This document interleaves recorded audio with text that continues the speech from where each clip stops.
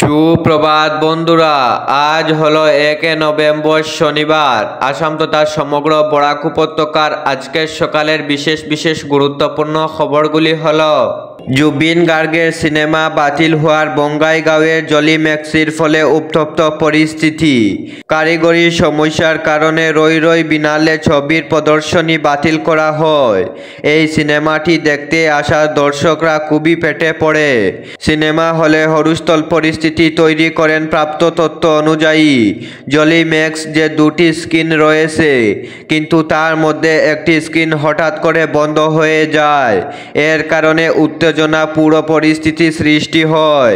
গতকাল থেকে রাজ্য প্রায় প্রতিটি সিনেমা হলে জুবিন গার্গের স্বপ্নের ছবি রই রই বিনালে দেখতে দর্শকের ভিড় জমে। বিভিন্ন স্থানে প্রথম শো না দেখতে পেরে কান্নায় ভেঙে পড়া দর্শকরাও দেখা গেছে হলের বাইরে। আজ 1 নভেম্বর থেকে রাজ্যে শুরু হয়েছে নতুন রেশন ব্যবস্থা। এবার থেকে রাজ্যের গ্রাহকরা রেশন কার্ডের 4টি সামগ্রী পাবেন। চালের সাথে সাথে ডাল, লবণ, চিনি পাবেন গ্রাহকরা। সেই সাথে প্রতি কেজি চিনি লাভ করবেন মাত্র 38 টাকায়। প্রতি কেজি মসুর ডাল লাভ করবেন মাত্র 69 টাকায়। তবে রেশন সংগ্রহের বাধ্যতামূলক দিতে হবে ফিঙ্গারপ্রিন্ট। যারা ফিঙ্গারপ্রিন্ট দেবেন না, তাদের নামে রেশন কার্ড সামগ্রী বন্ধ হয়ে পড়বে। আজ থেকে রাজ্যের প্রতিটি রেশন দোকানে পাওয়া যাবে বিনামূল্যে চালের সাথে সাথে চিনি, ডাল, লবণ। তবে সাবধান, ফিঙ্গারপ্রিন্ট না দিলে বন্ধ হয়ে যাবে রেশন পাওয়া। উত্তরপ্রদেশে আলিগড়ের মন্দিরের দেওয়ালে লেখা হয়েছিল আই লাভ মোহাম্মদ। হিন্দু ধর্মাবলম্বীদের এলাকায় এমনকি গ্রাফিতি দেখা যেতেই এলাকায় চড়ায় উত্তেজনা। কিন্তু শেষ পর্যন্ত একটি ছোট্ট বানান বুলি করে দিল গোটা রহস্যের জুট। পুলিশ জানিয়েছে, লেখার নেতৃত্ব কোনো সাম্প্রদায়িক উস্কানি নয়, বরং জমি নিয়ে প্রতিশোধের চক্রান্ত ছিল মূল উদ্দেশ্য। গত সপ্তাহে আলিগড় জেলার দুটি গ্রামের ভগবানপুর এবং বুলাকিগড়ের মন্দিরের দেওয়ালে এই উস্কানিমূলক লেখা দেখা যায়। প্রথমে ধারণা করা হয় স্থানীয় মুসলিম যুবকরা ইচ্ছাকৃতভাবে লেখাটি করেছে, কিন্তু তদন্তে বেরিয়ে আসে যাদের নাম এফআইআরে দেওয়া হয়েছে তারা আসলে নির্দোষ। উল্টো যারা ফাঁসাতে চেয়েছেন তারা এই কাজটি করেছেন বলে জানিয়েছে পুলিশ। আলিগড়ের সিনিয়র পুলিশ নিরাজ কুমার সাংবাদিকদের জানান, গ্রেফতার হওয়া 4 জনের নাম দিলীপ কুমার, আকাশ, অভিষেক এবং নিশান্ত কুমার।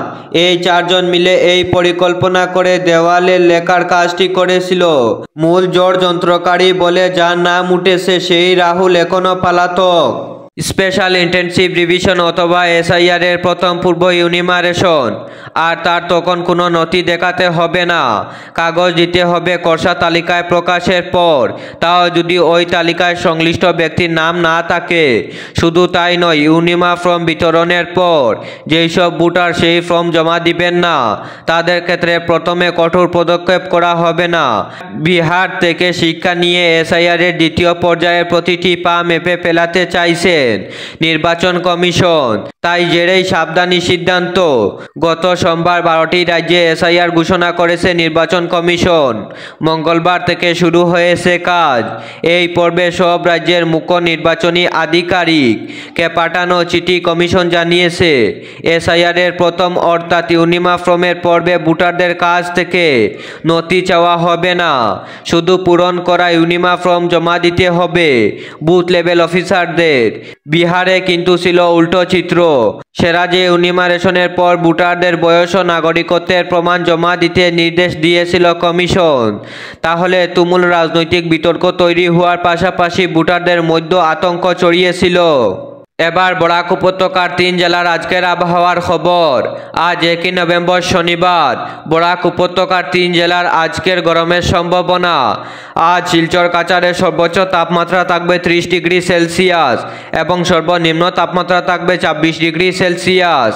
শ্রীভূমি করিমগঞ্জে আজ সর্বোচ্চ তাপমাত্রা থাকবে 30 ডিগ্রি সেলসিয়াস এবং সর্বনিম্ন তাপমাত্রা থাকবে 26 ডিগ্রি সেলসিয়াস।